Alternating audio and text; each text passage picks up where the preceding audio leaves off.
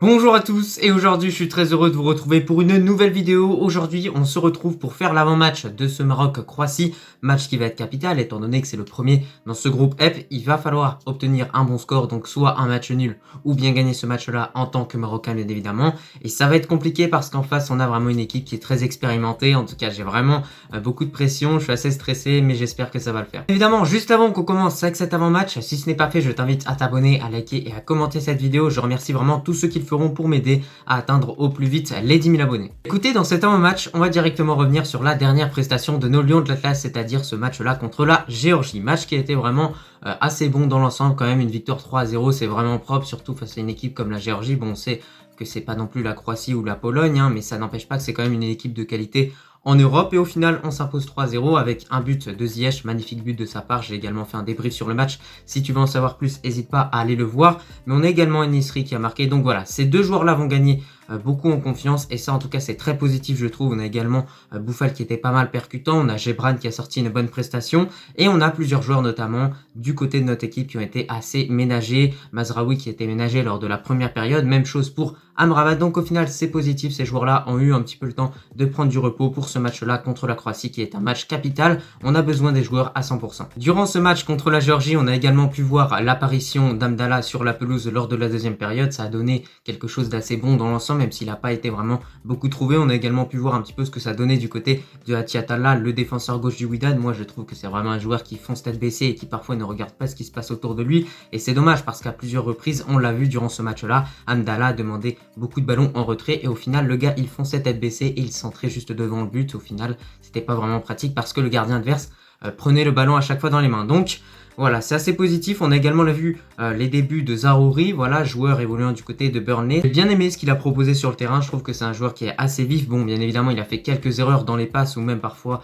dans les dribbles, mais ça n'empêche pas que ça reste quand même un joueur de qualité et que voilà, c'est quand même son premier match. On va être indulgent avec lui. Dans l'ensemble, comme je l'ai dit, pour ce Maroc-Géorgie, c'est vraiment une bonne prestation qu'ont réalisé nos Lions dans l'ensemble, même si cette deuxième période a été moins maîtrisée par rapport à la première période parce qu'on a subi un peu plus d'occasions de la part de l'adversaire, mais au final cette première période reste cohérente et c'était celle-là qui compte au final parce qu'après on l'a vu lors de cette seconde période, les changements se sont succédés pour Walid Regragui. Du coup, après ce match-là, ce qu'on peut un petit peu retenir, c'est quand même que le groupe vit bien, il y a beaucoup de sourires, d'après ce que je vois en tout cas sur les réseaux sociaux, que ce soit sur Instagram ou même d'autres applications, on voit vraiment que le groupe vit bien, les entraînements s'enchaînent et voilà, les joueurs sont en train de peaufiner un petit peu la préparation pour ce match-là contre la Croatie, qui je le répète encore une fois sera un match capital parce que le premier match est toujours un match capital dans une Coupe du Monde et on espère pas faire comme on a fait en 2018. Également, une news que l'on a entendue lors de ces derniers jours, c'est tout simplement le forfait de Lukaku apparemment contre nos Lions de l'Atlas. Donc au début, Lukaku était censé être forfait contre le Canada et véritablement ça se prolonge et il devrait être forfait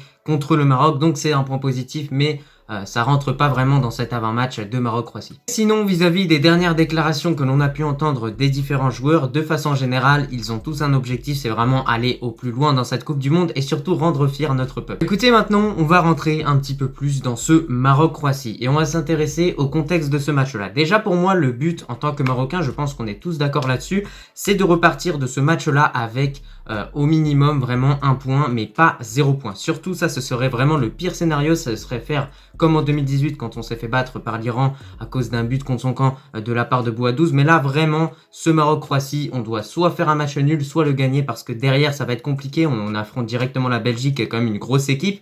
Et derrière le Canada, c'est jamais une équipe évidente à battre. Il va falloir soit faire match nul ou soit gagner ce match-là. Mais en tout cas, j'espère vraiment que nos Lions de l'Atlas vont être performants et vont savoir faire soit un match nul, soit une victoire. Après, franchement, la victoire reste vraiment à notre portée, mais ça n'empêche pas que moi, de mon côté, en tout cas, dans ce groupe F, c'est l'équipe vraiment que je redoute le plus, donc j'ai peur un petit peu que notre défense prenne l'eau, mais surtout, le plus important, ça va être cette bataille du milieu de terrain, parce que c'est souvent ça qui détermine un petit peu le score final d'un match, et au final, quand on regarde le milieu de terrain de la Croatie et notre milieu de terrain, ça paraît un petit peu compliqué de rivaliser. Ça n'empêche pas que si Amrabat, Unai et Sabiri, si c'est ces trois-là qui sont alignés, sont en forme, logiquement, on devrait vraiment leur tenir tête et pourquoi pas, avec nos éléments offensifs, gagner ce match-là, voire faire un match nul. Écoutez, maintenant, on va s'intéresser aux 11 que j'aimerais voir contre cette équipe croate. Et on va directement commencer au poste de gardien avec Bounou. Bon là, j'ai envie de vous dire, c'est logique, je veux vraiment pas m'étaler dessus, mais pour moi, on doit largement mettre Bounou au poste de gardien. On va continuer maintenant avec la défense à 4, et là, on va partir sur un très grand classique. Du coup, en défenseur droit, Hakimi, bien évidemment, qui sera essentiel pour les courses offensivement et défensivement, même si dans ce match-là, moi je préférerais qu'Hakimi ait un rôle plutôt défensif qu'offensif parce que derrière, eux, la Croatie, quand même, ils ont des sacrés éléments offensifs. Je pense notamment à Perisic ou à d'autres joueurs. Donc Hakimi devra vraiment être prudent à ce niveau-là. Ensuite, pour la charnière centrale, j'aimerais bien voir Aguerd avec Saïs. Alors d'après ce qu'on a vu contre la Géorgie, c'était plutôt Aguerd qui était axe droit et Saïs axe gauche. Peut-être que ça va changer contre cette équipe croate, mais en tout cas, c'était plutôt pas mal ce qu'ils ont proposé les deux. Maintenant, attention dans la gestion de profondeur à être prudent parce que derrière, ils ont des attaquants qui vont assez vite. Et quand même, on a vu que le Maroc peut être mis en difficulté sur ce point-là.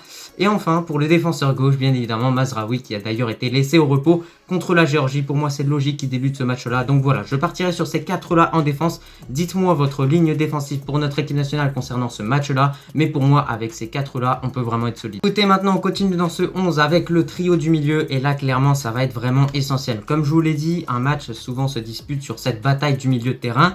Et là, en face, on va avoir Modric, on va avoir Kovacic, et Brozovic. Donc, bien évidemment, il va falloir rivaliser. C'est pour ça que j'ai décidé de mettre Amrabat. On n'a pas vraiment le choix, j'ai envie de vous dire. Je vais pas non plus mettre Gebran, un joueur du Wydad, en tant que titulaire en Coupe du Monde face à la Croatie. Avec Amrabat, j'ai décidé de mettre Unai et Sabiri. Sabiri, je décide de le mettre tout simplement parce que c'est un joueur qui est capable de bien défendre, qui est capable également offensivement d'apporter beaucoup avec ses frappes et ses transversales. Donc bien évidemment, il sera essentiel. Et Unai, moi, ce que j'aime bien avec ce joueur, c'est que c'est un joueur qui a beaucoup de créativité, qui sait très bien dribbler, qui est capable de perforer les défenses un petit peu, d'aller embêter vraiment les défenseurs et pourquoi pas obtenir des pénaltys. On l'a vu notamment contre le Chili. Donc voilà, pour moi, avec ces trois milieux-là, vraiment, on peut rivaliser face à ce trio qui est Kovacic, Modric et Brozovic. Enfin, dans cette composition, on finit avec ce trio d'attaque qu'on commence vraiment à bien connaître, comme je le dis toujours, avec Boufal, Ziyech et bien évidemment En-Nesyri. En tout cas, ce qui est positif, c'est que Ziyech et En-Nesyri ont repris de la confiance avec leur but inscrit contre la Géorgie. On espère que Ziyech va continuer d'être épanoui. Néanmoins, on l'a vu, ce serait bien qu'il dribble moins quand même parce qu'on l'a vu contre la Géorgie.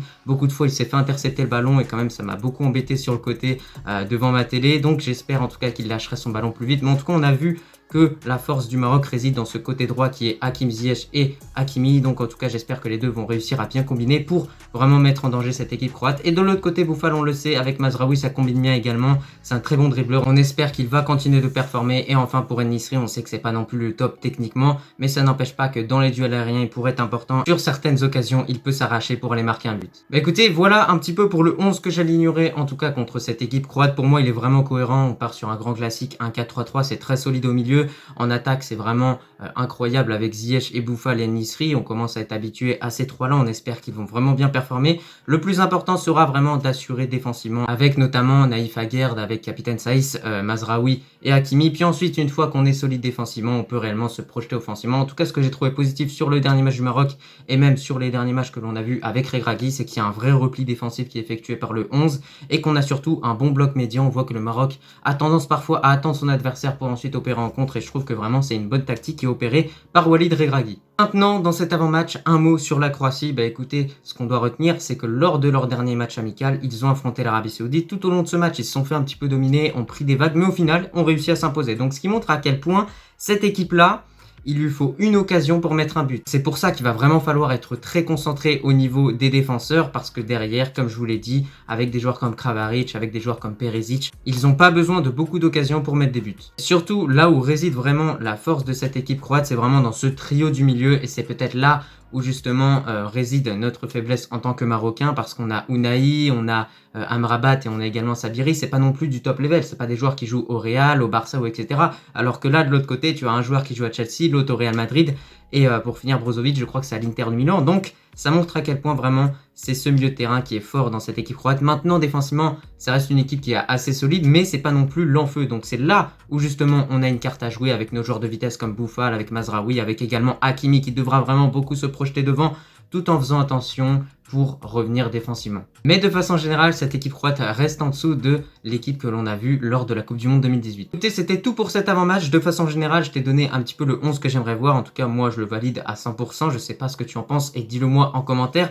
Concernant mon pronostic, bien évidemment, je verrai une victoire 1-0 du Maroc dans ce match-là ou un match nul, Inch'Allah. En tout cas, je le souhaite vraiment fort. J'espère qu'on va vraiment pas repartir avec 0 points lors de ce premier match parce qu'ensuite, il faudra gagner contre la Belgique et contre le Canada. Et ça nous compliquerait la tâche dès le début. Donc j'espère qu'on va vraiment soit partir avec 3 points, soit partir avec 1 point. Ce serait extraordinaire. Et surtout qu'on va faire taire un petit peu tout le monde, parce que je trouve qu'en tant que Marocain, sincèrement, ce blason-là, il est sous-estimé et on doit montrer à tout le monde de quoi on est capable. Dima Marlib, Allah, Al-Watan, Al-Malik. J'espère qu'on va gagner. Je te remercie de regarder cette vidéo dans son entièreté et je te dis à la prochaine.